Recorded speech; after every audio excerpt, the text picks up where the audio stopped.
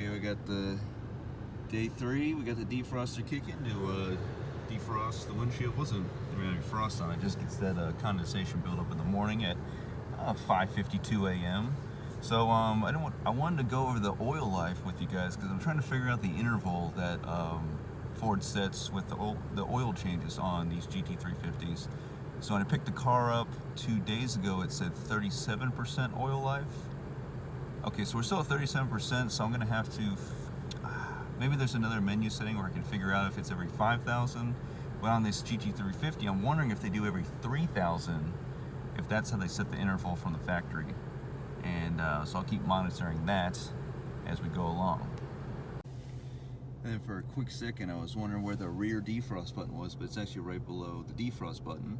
Because on my 95, it's actually to the left of the steering wheel. So, but in this, very convenient, and it's already doing its work. So, once I get out of the neighborhood, I will go ahead and open the valves right here with my active exhaust. Okay, and just like with my 95 Mustang, after, you know, either so much time, or I guess it's probably on a timer, not that it would sense the rear windshield being heated up to a certain temp, but it'll automatically turn off the rear defroster, but keep the front windshield defroster on. So just like my 95, and now that we have some light, it would be right over in this area on my 95. There would just be a long rectangular button that you would push in to activate the rear defroster.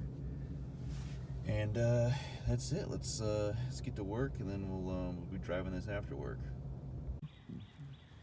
All right, day 3, still enjoying the car, and supposedly the 5.2s have had oil consumption issues. I don't know if that's the Gen 1s, 2015, 16, 17, but this is a 2020. I've been checking the oil every day, and the oil level still seems to be good. And I'm gonna check it again here with you. So, looking at the dipstick, well, let me do a wipe first. So I just pulled it out. Wipe and a check.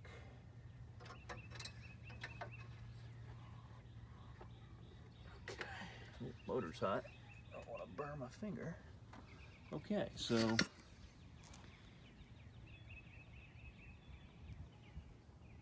taking a look here, the oil is a very light color still. It's got 37% oil life like we saw this morning. We're still full in the dipstick. I checked it after work on a cold motor, and then I checked it just now after just getting home from work. So we're gonna keep monitoring that. Want to make sure the oil level is still topped off and full. We have no issues with that. What else to say? Oh, so like I said, I got it from CarMax, and they did a complimentary fill up on the fuel tank. Now I told them, I said, per the owner's manual, and you know, from my research, this 5.2 Voodoo runs only on premium, but they said they only put regular in it, so I'm gonna run it down. And even says here in the inside of the gas cap, 91 or better. So verifying that I'm correct. But yeah, if it does have any oil consumption issues, I have prepared 2 clicks of the trunk open and picked this up from a Ford dealership today. I have a quart of 5W50 full synthetic ready to go just in case I need to top off the oil. So we'll be able to do that, and then we won't have to worry if we're out and about. And you know, I don't want to go to a gas station and try to buy some like off-brand. They probably don't even have 5W50 at a gas station, honestly. And so yeah, as you can see, 5W50 on the gas cap. Okay, I remember what I was going to say. So CarMax has this policy. They said when you buy a car from them, you know, typically you might be buying a used car from CarMax, right?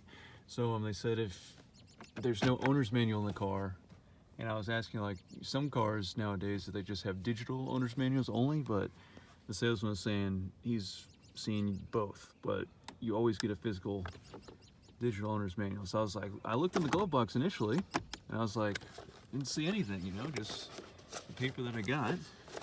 And other than that, it was empty, except for a few papers. And then I saw this yellow little tab here, so I think I pushed forward on it, and what do you know? The owner's manual pops out, and there you go, Ford Performance. That's what you're greeted by. And of course, the Shelby GT350s are supposed to get that. You're supposed to get a model crankshaft about what, 10 inches long or whatever. So I don't see that in this car, but you get a supplemental booklets, 2020 reference guide. It has a updated S550 GT front end on it, which is not correct to this car. Tire warranty guide. Have to read that later if you're smoking the tires. And again, a 2020 updated GT picture on the owner's manual, but of course this is the Shelby. And we'll have some, we'll look in there later for some info, but that's where the owner's manual is. And that's what's contained in this little booklet here. So it has its own little separate hideaway storage. I guess you could take that out and use it for different storage if you'd like, but kind of neat. And of course the carbon fiber piece on the dash is nice. I guess this is chassis L1454. But yeah, they're still releasing the 2020 GT350 production numbers, so I don't know how many they made for 2020. But it could end up being a lower volume for the year because, you know, COVID hit. So we'll see what the numbers tally up to. So maybe 2020 is more of a possibly one to hold on to, you know, one to not put so many miles on, one to collect a little bit more. So yeah.